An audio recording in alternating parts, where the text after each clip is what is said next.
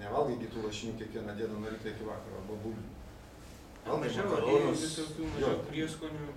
Kečupų jokių nėra, ten majonezų tai nevalgai, žinai, bet taip, kad ten jau... Nu, nuvažiuoji tokį Tailandą, su tą virtuvę, ten nežinau, kokią užėsi kažko, tai pratrysi ir baigėsi. Bet ten gerai, žinai.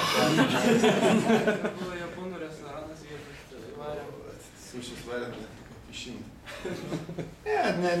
Nevalgai ten tų rupūžių kokių, vabalų lakstančių, bet maistas tai ten Azijoje tikrai pat. Turbūt vienas geriausių, ne? Mes nebuvom tokiuose egzotinėse vietose per daug viešų, dažniausiai restoranus eini paprastus, dažniausiai tokius, kur daug mažiau europietiškas maistas. Nebuvo problemų su maistu ten apsinuodyti? Ne, ten ne. Būna taip, kad kur nors apsinuodyti. Tai buvo, Dniepropetrovske buvo. Egzotika.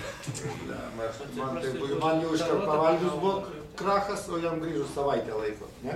Nu, po 2 dienų. Nu, man iškart tik pavalgiau ir tą naktį jau man viso buvo. O jam grįžus... Juokis išeina. O pas jau man grįžus praėjo jam, kaip davė, taip kad... Bet tam visi apsinuodėjau. O žaist labiau lauke mėgsti ar viduj? Abiejose, žinokit. Japonija lošia viduj, Tailandė lauke. Na, o tam vat Kijovo, kas ten per danga tokia, kažkokia negirdėta, ką parašyti? Sintetinė tokia žolė be smėlio dar yra tokia.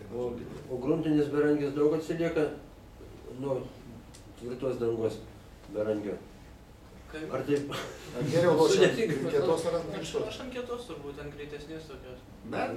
Taip, jau net tokia. Sezonas pernai neblogas buvo ir ant grunto. Ne, aš negalėjau, pavyzdžiui, dabar negalėčiau pat.